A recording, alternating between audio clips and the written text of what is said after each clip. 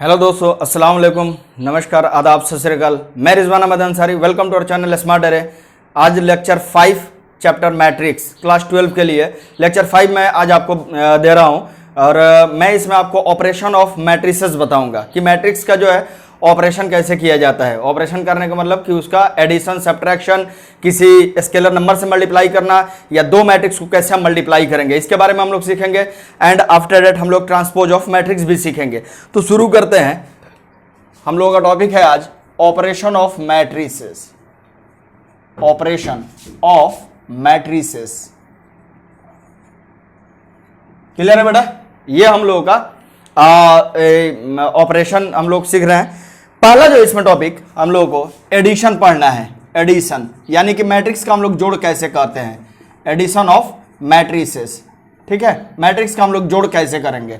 देखिए, इसमें सबसे पहली बात होती है मैट्रिक्स का जोड़ करने के लिए या घटाव करने के लिए, यानी कि एडिशन या सब्ट्रैक्शन, इन दोनों चीजों के लिए हमें सबसे ज्यादा जरूरी चीज है वो है कि इनका ऑर्डर सेम है या नहीं। ये ज्यादा जरूरी चीज है ना। ये कंडीशन आप ध्यान में रखिएगा। यानी इसका मतलब ये पता चला कि अगर मेरे पास एक मैट्रिक्स ए है जिसे अगर मैं कॉम्पैक्ट फॉर्म में लिखूं, यानी यूं कह लो आप अपने हिसाब से कि सिंबॉलिक फॉर्म में लिखूं, तो ए इक्वल टू इतना अगर मैं लिख दूं, A I J M by N order का मैट्रिक्स है, और B equal to B I J ये भी एम बाई एन ऑर्डर का मैट्रिक्स है, तब हम कहेंगे कि ये दोनों मैट्रिक्स जोड़ने के लिए या घटाने के लिए उचित है, सही है, कंफर्ट जोन में है। यानी इसे हम लोग तब कहेंगे कि कॉन्फॉर्मेबल है। कॉन्फॉर्मेबल क्लियर है बेटा?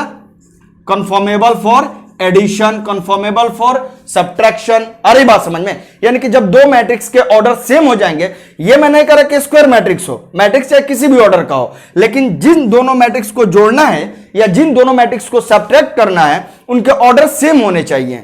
या 1/3 ऑर्डर तो 1/3 ऑर्डर दूसरा मैट्रिक्स भी होने चाहिए। 3/3 ऑर्डर का है तो 3/3 ऑर्डर दूसरा भी होना चाहिए। ये चीज आप ध्यान में रखिएगा। मैंने ऐसा नहीं बोला स्क्वायर मैट्रिक्स, ठीक है। तो यहां से ये कंडीशन खत्म हो गई, क्योंकि मैट्रिक्स में बहुत सारा ऐसा टॉपिक है जो सिर्फ और सिर्फ स्क्वायर मैट्रिक्स पे ही लागू होगा, अदरवाइज और किसी रेक्टेंगुलर मैट्रिक्स पे लागू वो नहीं होता है। जैसे ट्रेस ऑफ मैट्रिक्स वगैरह पढ़ते हैं, उसमें प्रिंसिपल डायगोनल का कॉन्सेप्ट आता है, तो वो सिर्फ और सिर्फ प्रिंसिपल डायगोनल स्क्वायर मैट्रिक्स में ही होगा, बाकी और किसी में नहीं होगा।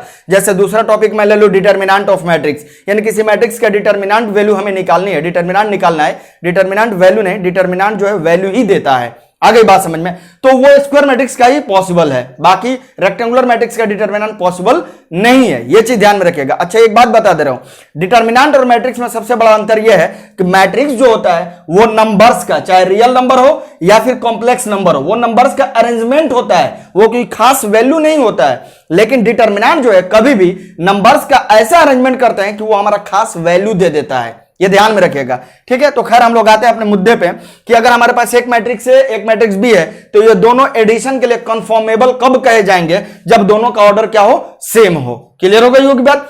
अब हमारा जोड़ते कैसे हैं ये मैं बता रहा हूं। सबसे पहले मैंने क्या बताया कि जोड़ेंगे कब, कब जोड़ेंगे ये मैंने बताया। अब कैसे जोड़ेंगे वो हम लोग देखते हैं। तो एग्जांपल से दिखाऊंगा ना तो आपको ज्यादा क्लियर हो जाएगा। जैसे मैं एक छोटा सा एग्जांपल ले रहा हूं, एक मैट्रिक्स ए लिया जिसका एलिमेंट जो है 1 2 0 1 ऐसे ले लिया, और एक मैट्रिक्स बी लिया जिसके एलिमेंट ले लिया -2 -1 1 0।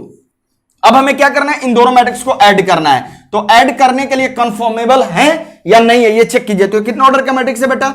2/2, और ये भी 2/2, यानी ये सेकंड ऑर्डर का, ये भी सेकंड ऑर्डर का। इन दोनों को ऐड करना है। तो ऐड करने के लिए हमारा जो कंडीशन है वो सेटिस्फाई है, दोनों का ऑर्डर सेम है। अब हमें ऐड कैसे करना है कि इसका A11 और इसका B11 दोनों को ऐड करना है, मतलब कोरेस्पॉन्डिंग एलिमेंट को जोड़ना है। यानी इसका मतलब कोरेस्पॉन्डिंग मतलब ये होता है ना कि एकदम जो जिस पोजीशन पे है दूसरे वाले में उसी पोजीशन वाले के साथ, बस ऐसा समझ लो। यानी कि ये फर्स्ट पे पढ़ रहा है तो फर्स्ट पे, ये इधर से चलूंगा सेकंड पे पढ़ेगा तो सेकंड पे। एक्चुअली मैं जो बोल रहा हूं ये सही तरीका नहीं है मैट्रिक्स में बोलने का, लेकिन आपको समझाने के लिए ऐसा बोल रहा हूं। हालांकि सही तरीका क्या है? ये कौन सा प्लेस वैल्यू है बेटा? A11 का। ये क्या है? A12 का। ये किसका है? A21 का। और ये किसका है? A22 का। उसी तरह ये B11 B12 B21 B22। Clear हो गई बेटा?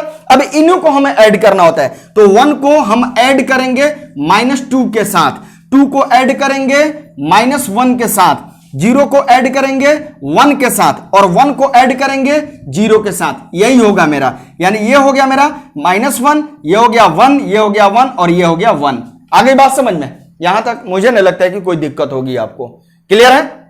तो ये आप देख ले जोड़ने का तरीका। अगर यही मुझे घटाने का तरीका कहता है, माइनस करना है, तो बस यहां माइनस हो जाता है, यहां हमारा माइनस हो जाता है, ये माइनस हो जाता है और यहां ये माइनस हो जाता। तो अब यहां क्या बन जाता? Minus into minus plus. तो 1 + 2 कितना हो जाएगा? 3। ये क्या हो जाएगा? 2 + 1 3। ये हो जाएगा -1 और ये हो जाएगा 1। तो आई होप आपको यहां तक क्लियर हुआ होगा कि दो मैट्रिक्स का अगर हमें जोड़ करना है या घटाव करना है, यानी एडिशन हो या सब्ट्रैक्शन हो, तो उनके लिए सबसे पहले और सबसे जरूरी चीज ये है कि उन दोनों का ऑर्डर चेक करेंगे। दोनों का ऑर्डर अगर सेम है तो ही दोनों जुटेगा या घटेगा, अदरवाइज ये ऐसा पॉसिबल नहीं है। जैसे हम देते हैं आपको एग्जांपल, अगर a इक्वल टू हमने ले लिया 1 2 3 0 0 1 और एक मैंने ले लिया मैट्रिक्स b इक्वल टू 1 0 0 1। अब इन दोनों को जोड़ना है तो कैसे जोड़ेगा? कॉरेस्पॉन्डिंग एलिमेंट उठाएंगे तो ये इसके साथ जुटेगा और ये वाला इसके साथ जुटेगा, ये वाला किसके साथ जुटेगा? ये तो है ही नहीं। अगली बात समझ में। इसलिए हम कहते हैं कि दो मैट्रिक्स कन्फॉर्मेबल एडिशन के लिए तभी कहे जाएंगे या सब्ट्रैक्शन के लिए कन्फॉर्मेबल तभी कहे जाएंगे जब उन दोनों का ऑर्डर क्या हो? सेम हो। क्लियर है? लेकिन दो मैट्रिक्स के मल्टीप्लीकेशन के लिए ऐसा कंडीशन जरूरी नहीं है। क्लियर है? तो हम लोग आगे देखते हैं, हम लोग जस्ट इसके आगे देखते हैं कि किसी स्केलर नंबर से मल्टीप्लाई करना रहता है किसी मैट्रिक्स को, तो हम लोग कैसे करते हैं वो भी देख लीजिए। ठीक है? जो इंपॉर्टेंट चीज होगा, प्रॉपर्टीज वगैरह, उसको तो मैं लिख दूंगा, बाकी जो और अवांड बाउंड चीजें हैं उसको आप नोट कर सकते हैं, किसी भी किताब से मिल जाएगा, है ना? ठीक है? या इसी को आप लिखना चाहते हैं तो लिख सकते हैं कि ए मैट्रिक्स कॉम्पैक्ट फॉर्म में, जैसे मैंने लिखा था ए के बारे में, बी के बारे में लिख सकते हैं, है ना? Two matrix, the addition of two matrix are possible only when their orders are same. Clear है? बात खत्म होगी। ठीक है? अब हम लोग देखते हैं, है ना, मल्टीप्लीकेशन के बारे में। मल्टीप्लीकेशन मैट्रिक्स में, इसमें मल्टीप्लीकेशन जो होता है by a scalar number, by a scalar number, और एक जो होता है बाय अ मैट्रिक्स, यानी कि multiplication of matrix bye a scalar number by a matrix, यानी एक मैट्रिक्स ये है, इसका मल्टीप्लीकेशन एक स्केलर नंबर 2 से, 3 से, -1 से, 1/2 से, यानी इसका मतलब एक नंबर हमने के ले लिया, इससे मल्टीप्लाई करने का तरीका क्या होगा, और एक ये जो मैट्रिक्स है, जो गिवन मैट्रिक्स है ये, है ना, इसका मल्टीप्लीकेशन ये एक नए वाले मैट्रिक्स के साथ क्या होगा और कैसे होगा और कब होगा। ठीक है? ये चीजें अब हम लोग देखेंगे। क्लियर है? तो समझ लो बेटा, कहानी समझ लोगे, सारी चीजें समझ में आ जाएंगी, है ना? देखो यहां पे अब स्केलर से, तो आप हेडिंग डाल सकते हैं multiplication of A matrix bye a scalar. अगर हमारे पास एक मैट्रिक्स ए है, जो कंपैक्ट फॉर्म में अगर मैं लिखूं aij m/n, ठीक है, यानी इसका मतलब यहां साथ साथ पैरेलली आपको एग्जांपल में देते हुए चल रहा हूं, 2 1 3 0 0 0 1 2 1, ठीक है, ऐसा मैंने दे दिया। अब कह रहा है कि इस मैट्रिक्स का मल्टीप्लीकेशन कोई नंबर के से अगर करना रहे, यानी कि कुछ यूं तरीका से, यूं ये अगर हो, तो हम क्या करते हैं ना कि इस के को अंदर वाले एलिमेंट के साथ मल्टीप्लाई कर लेते हैं, बस हो गया मेरा काम। यानी इसका मतलब ये हो गया कि अगर इसको 2a अगर हमें निकालना है तो क्या करेंगे, 2 टाइम्स ऑफ इतना, इसका मतलब 2 से हम हर एक एलिमेंट में मल्टीप्लाई कर देंगे, तो हो जाएगा 2 2 जा 4, 2 1 जा 2, 2 3 जा 6, 0 0 0, 2 1 जा 2, 2 2 जा 4, 2 1 जा 2, ये हो गया। अगली बात समझ में। अगर -2 से कहता तो ये सब माइनस के साथ हो जाता, माइनस के साथ हो जाता, माइनस के साथ हो जाता, लेकिन जीरो जो है ना तो पॉजिटिव है और ना ही नेगेटिव है, इसलिए जीरो के सामने जो है माइनस लगाना बेवकूफी है। आ गई बात समझ में। तो यहां तक आई होप आपको दिक्कत नहीं हुई होगी कि किसी मैट्रिक्स का, अगर इसमें कुछ प्रॉपर्टीज भी होता है कि अगर हमारे पास दो मैट्रिक्स अगर ऐड करके दिए हुए हैं और इसमें किसी स्केलर नंबर के से मल्टीप्लाई करना है, तो हम चाहें तो अलग अलग मैट्रिक्स में इस स्केलर नंबर से मल्टीप्लाई करके जोड़े, बात एक ही रहेगी। समझ में आ रही है बात? जैसे मेरे पास एक मैट्रिक्स ए दिया हुआ है, क्लियर है, और एक मैट्रिक्स बी दिया हुआ है, इन दोनों को पहले जोड़िए, जोड़ने के बाद एक हमें नया मैट्रिक्स मिलेगा। इस नए वाले मैट्रिक्स में एक नंबर के से मल्टीप्लाई आप कीजिए, के से आप इस नए वाले नंबर में मल्टीप्लाई कीजिए, तब जो नया वाला मैट्रिक्स बनेगा ना फाइनल, वो देखेंगे कि इसके बराबर आ रहा है। किसके बराबर? पहले इसी में उस नंबर से मल्टीप्लाई कर लीजिए और इसमें मल्टीप्लाई करने के बाद उसको जोड़ करके देखिए, दोनों सेम रिजल्ट आएगा। क्लियर है? पहला पॉइंट। दूसरा पॉइंट यहां पे ये है कि अगर हमारे पास दो नंबर दिए हुए हैं K1 और K2 ऐड करके, और एक मैट्रिक्स दिया हुआ है, तब हम चाहें तो अलग अलग इन्हें मल्टीप्लाई करके लिख सकते हैं, यानी सिंपल मल्टीप्लीकेशन वाले रूल के हिसाब से ये चल रहा है।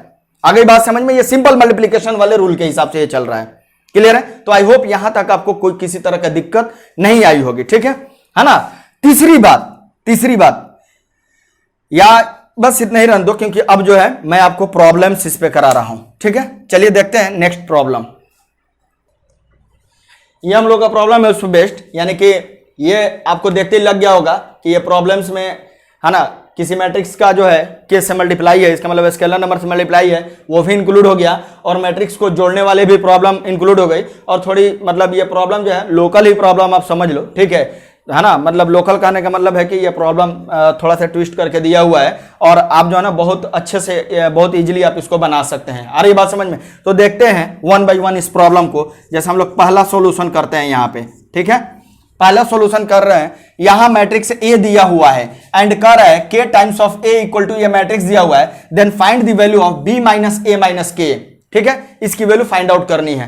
तो सबसे पहली बात हम ये ध्यान देंगे कि ए मैट्रिक्स दिया है और के ए की वैल्यू दी हुई है, तो क्यों ना हम पहले के ए निकाले कि के ए होगा क्या। तो के ए मतलब इसी में के से मल्टीप्लाई किया हुआ है। इसमें के से मल्टीप्लाई करने का मतलब क्या होता है कि हर एक एलिमेंट में के से मल्टीप्लाई करना है। इसका मतलब 0 इंटू के 0 हो जाएगा, यहां क्या हो जाएगा 2k हो जाएगा, यहां हो जाएगा 3k हो जाएगा, और ये हो जाएगा -4k। क्लियर है बेटा? कह रहा है के ए हालांकि इतना दिया हुआ है, इसका मतलब ये मैट्रिक्स किसके इक्वल है? 0, 3a, 2b और 24 इसके इक्वल है। अब देखिए लेक्चर 4 में आप जाकर के देखेंगे तो मैंने लेक्चर 3 में है ना इक्वालिटी ऑफ मैट्रिक्सेस मैंने पढ़ाया है, यानी दो मैट्रिक्स इक्वल कब होंगे। देखिए दो मैट्रिक्स इक्वल तभी होते हैं जब उनके ऑर्डर सेम हो और उनके कॉरेस्पॉन्डिंग एलिमेंट भी सेम हो। तो ये देखिए इनका ऑर्डर कितना है मैट्रिक्स का? 2/2, और ये क्या है 2/2, तो ये तो हमारा बिल्कुल सही है। अब कह रहा है ये दो मैट्रिक्स इक्वल हैं तो इनके कॉरेस्पॉन्डिंग एलिमेंट भी इक्वल होंगे। तो देखिए A11 B11 के इक्वल है, 0 0 इक्वल ही होता है। तो इसका मतलब 2k इक्वल टू कितना मिलेगा आपको? 2k इक्वल टू 3a मिलेगा। क्लियर है? यहां क्या मिला? 3k इक्वल टू 2b मिला, और एक क्या मिला? -4k इक्वल टू 24 मिला। क्लियर है? तो -4k इक्वल टू 24, तो k इक्वल टू -6 मिल गया। यानी k की वैल्यू कितनी आ गई बेटा? k की वैल्यू आ गई -6। ठीक है, अब हमारा दिया है 2k equal to 3a, 2k equal to 3a, तो यहां देखिए तो 3a इक्वल टू क्या आ जाएगा? -12 हो जाएगा। तो a की वैल्यू मिल गई -4, k की वैल्यू हो गई -6, और एक लास्ट आपका क्या दिखाई दे रहा है? 3k इक्वल टू 2b, यानी 2b इक्वल टू 3k, यानी कि -18 हो गया, क्योंकि इसमें 3k के जगह हम रखेंगे -6 तो -18 हो जाएगा। तो b की वैल्यू आपको मिल गई -9। अब ये वैल्यू यहां भर लीजिए, हो जाएगा। इसकी वैल्यू b की वैल्यू हो गई -9, a की वैल्यू हो गई -4, और k की वैल्यू हो गई -6। ये ध्यान दीजिएगा, -9 माइनस माइनस प्लस हो जाएगा, ये भी माइनस माइनस प्लस हो जाएगा, ये आएगा आपका आंसर 1। क्लियर है बेटा? अब हम लोग चलते हैं कंटिन्यूअसली दूसरे प्रॉब्लम की तरफ। ठीक है, अब हम लोग यहां देखेंगे नेक्स्ट प्रॉब्लम जो था कि कह रहा है a, b और b, c and c, a इस क्वाड्रेटिक इक्वेशन इसका और इसका हमारा रूट है, यानी इसका दो रूट है। वो रूट कौन कौन सा है? a और b है। इसके दो रूट है, वो कौन कौन से? b और c है। और इनके दो रूट हैं, वो कौन है? a, c है। आ गई बात समझ में? ठीक है, तो कह रहा है कि हमें इसकी वैल्यू बतानी है, यानी इस मैट्रिक्स प्लस इस मैट्रिक्स का वैल्यू क्या होगा। क्लियर है बेटा? तो चलो जरा ध्यान देते हैं, इसका हम लोग रूट निकालते हैं। जब x² - 4x plus 3 equal to 0 का रूट निकालेंगे, इसको फैक्टराइज करेंगे तो 3 एकम 3, ये हो जाएगा x - 1 और x - 3 इक्वल टू 0, यानी यहां से आ गई वैल्यू x इक्वल टू 1, 3। इसका मतलब ये पता चला कि a इक्वल टू 1 है और b इक्वल टू 3 है। यहां मैं नोट कर लेता हूं, a equal to 1, b equal to 3। अब इसके लिए चलते हैं, ये क्या है? x² - 8x plus 15 equal to 0, तो ये हो जाएगा 3 × 5 = 15, ये हो जाएगा x - 3 और x - 5 ये इक्वल टू 0, ये यहां से मिला x इक्वल टू 3, 5, यानी ये हो गई हमारी b की वैल्यू, ये हो गई c की वैल्यू। तो हमारे b इक्वल टू 3 और c इक्वल टू 5, तो b इक्वल टू 3 ऑलरेडी आ चुका है। इसका मतलब मेरा लिखना सही है, a equal to 1, b equal to 3, c equal to 5। अच्छा, यहां c इक्वल टू 5 लोग लिख करके छोड़ देते हैं। ये ध्यान में रखिएगा, तीसरे वाले का जब कह रहा है सी ए है तो सेटिस्फाई कराइए, आप ध्यान में रखिए। तो देख लीजिए बी और सी की वैल्यू है ना, अगर इसकी कौन कौन सी रूट है, ए और सी है, तो यहाँ ए की और सी की वैल्यू यहाँ रख करके देख लीजिए, अगर सेटिस्फाई कर रहा है देन सही है, इसलिए आपको फैक्टराइज करके निकालने की जरूरत नहीं पड़ेगी। तो ए की वैल्यू यहाँ रखेंगे 1 रखेंगे तो 5 1 6 माइनस 6 सेटिस्फाई कर गया। सी की वैल्यू रखेंगे 25 हो जाएगा और ये 25 प्लस 5 30 हो जाएगा, माइनस 30 सही है। इसका मतलब ए की वैल्यू 1, बी की वैल्यू 3 और सी की वैल्यू 5 होगी। यहां मैं कहीं कोने में लिख ले रहा हूं, ए की वैल्यू 1, बी की वैल्यू 3 और सी की वैल्यू 5। अब इस खोपचे में से रिजल्ट जो है निकाल करके आपको इसमें मैट्रिक्स में भरना है, ठीक है। ज्यादा इंजीनियरिंग लैंग्वेज हो गया, क्या बात है। ये देखो दो मैट्रिक्स को जोड़ना है तो हम सबसे पहले देखेंगे इनका ऑर्डर सेम है कि नहीं। तो ऑर्डर सेम है, इसका मतलब ये वाला इस एलिमेंट के साथ जुटेगा, तो क्या हो जाएगा A square plus C square plus 2ac, ये इसके साथ एड अप होगा तो A square plus B square minus 2ab। यहां देखेंगे तो B square plus C square minus 2bc, और ये देखेंगे तो A square plus C square minus 2ac। अब आपका काम ये है कि यहाँ पे ए और सी की वैल्यू और बी की वैल्यू है ना कॉरेस्पॉन्डिंगली भरे और उसका स्क्वायर करे, जोड़े, मल्टीप्लाई करे, जिसके साथ है करके आप आंसर ला सकते हैं। लेकिन मैं तो यहां मास्टर टेक्निक लगा दे रहा, मास्टर टेक्निक कहने का मतलब स्मार्ट टेक्निक। इसका मतलब जो है ये देखेंगे ए प्लस सी का होल स्क्वायर सीधा दिख रहा है, यहां पे मैं देखूंगा तो ए माइनस बी का होल स्क्वायर दिख रहा है, मुझे साफ साफ चिल्ला चिल्ला कह रहा है कि पिताजी पिताजी ये तो बी माइनस सी का होल स्क्वायर है। ये कह रहा है कि मम्मी मैं तो ए माइनस सी का होल स्क्वायर हूं। क्लियर है? अब आप देखें जरा, मैं इस प्रॉब्लम को मिटा दे रहा हूं, ठीक है, प्रॉब्लम ही मिटा देता हूं, प्रॉब्लम ही खत्म कर देता हूं मैं, ठीक है। चलिए अब जरा देखिए तो नया मैट्रिक्स हमारे पास फाइनल क्या बनेगा, ए प्लस सी, ए और सी को ऐड कीजिए 6 हो जाएगा, 6 के स्क्वायर 36 है। ए माइनस बी 1 माइनस 3 माइनस 2 का होल स्क्वायर 4 हो जाएगा। यहां देखिए बी माइनस सी यानी 3 माइनस 5 यानी ये भी 4 हो जाएगा। ए माइनस सी यानी 1 माइनस 16 हो जाएगा। यही हमारा फाइनल आंसर होगा, ठीक है। अगर आप चाहें तो यहां से 4 कॉमन भी कर सकते हैं, अगर आप उल्टा भी लिखना चाहें तो क्या हो जाएगा 9 होगा, यहां 1 होगा, यहां 1 होगा, यहां 4 हो जाएगा, ये भी आप लिख सकते हैं, ठीक है। तो ये हमारा फाइनल हमारा आंसर हो जाएगा, ठीक है बेटा। चलते हैं, मिलते हैं नेक्स्ट में। अब जरा देखिए ये एक प्रॉब्लम है, ठीक है। कह रहा है कि अगर ये मेरा एक मैट्रिक्स दिया है equal to A lambda square plus B lambda plus C, ये लैम्डा का सिंबल है, ठीक है। वेयर ए बी सी जो है मैट्रिक्स है, यानी ए बी सी जो है ना मैट्रिक्स है, रियल नंबर नहीं है, ठीक है ना, ध्यान दीजिएगा। देन फाइंड बी एंड सी, यानी कि मैट्रिक्स बी और मैट्रिक्स सी फाइंड आउट करना है कि क्या होगा। तो इस तरह का प्रॉब्लम बनाने के लिए अगर ये डिटर्मिनेंट रहता ना, तो डिटर्मिनेंट हम लोग क्या करते हैं, इसको डिटर्मिनेंट एक्सपेंड करके और फिर जो है ना कंपेयरिंग कोफिशिएंट करके ए बी सी की वैल्यू हम निकाल सकते थे, लेकिन वो ए बी सी की वैल्यू होती, मैट्रिक्स नहीं होती। आ गई बात समझ में। यहां इस तरह का प्रॉब्लम मतलब अगर मिले तो आपको सबसे बढ़िया तरीका ये है ना, कि पुटिंग गेटिंग वाला सवाल आप ये है बस, है ना, यानी कि अपने से जो है ना कोई भी नंबर अपने से भर दीजिए और भर करके उसके हिसाब से आप निकालिए, ठीक है। जैसे हम लोग सबसे आसान सा भरने वाले में आता है लैम्डा इक्वल टू 0 एक बार भर देते हैं, फिर लैम्डा इक्वल टू 1 भरते हैं और लैम्डा इक्वल टू -1 भर देते हैं, हमारा काम हो जाएगा।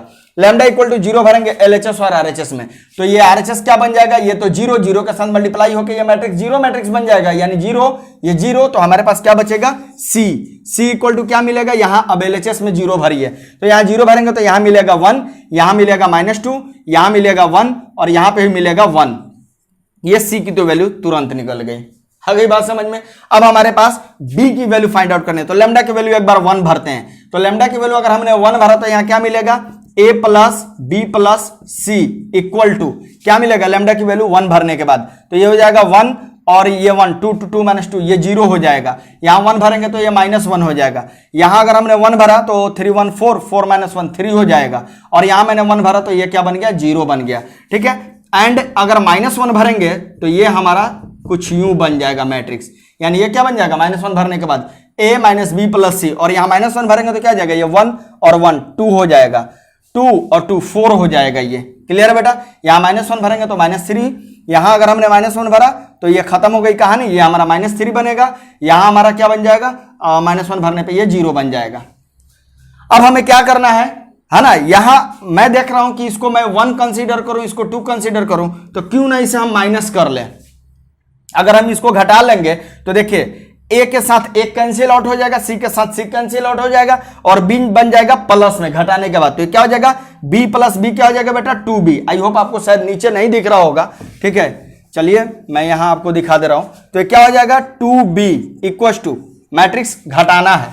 घटाने के लिए मैंने क्या बोला, दोनों का ऑर्डर सेम होना चाहिए। तो ऑर्डर तो हमारा सेम है। अब हम क्या करेंगे, कॉरेस्पॉन्डिंग एलिमेंट को घटाएंगे, यानी ये वाली एलिमेंट घटेगी इसके साथ, तो 0 - 4 करेंगे तो -4 हो जाएगा। यहां करेंगे -1 - 3, -1 - -3, तो ये बन जाएगा ऐसे -1 - -3। ध्यान दीजिएगा ऐसा है, तो ये +3 हो जाएगा। तो हमारा क्या बन जाएगा यहाँ 2, यहां हो जाएगा 3 -3, तो फिर -3 या +3 बन जाएगा 6 हो जाएगा। 0 - 0 0 हो जाएगा। अब हमें क्या करना है, b = दिखाना है। तो ये 2 इधर की तरफ आकर के 1/2 बन जाएगा कि नहीं बन जाएगा। तो 1/2 से सब में मल्टीप्लाई करेंगे तो -2 हो जाएगा, यहाँ पे हो जाएगा 1 हो जाएगा, यहाँ 3 हो जाएगा, यहाँ 0 हो जाएगा। तो बी और सी की वैल्यू आपको फाइंड आउट हो गई, निकल गई बी और सी की वैल्यू। चलिए नेक्स्ट मिलते हैं।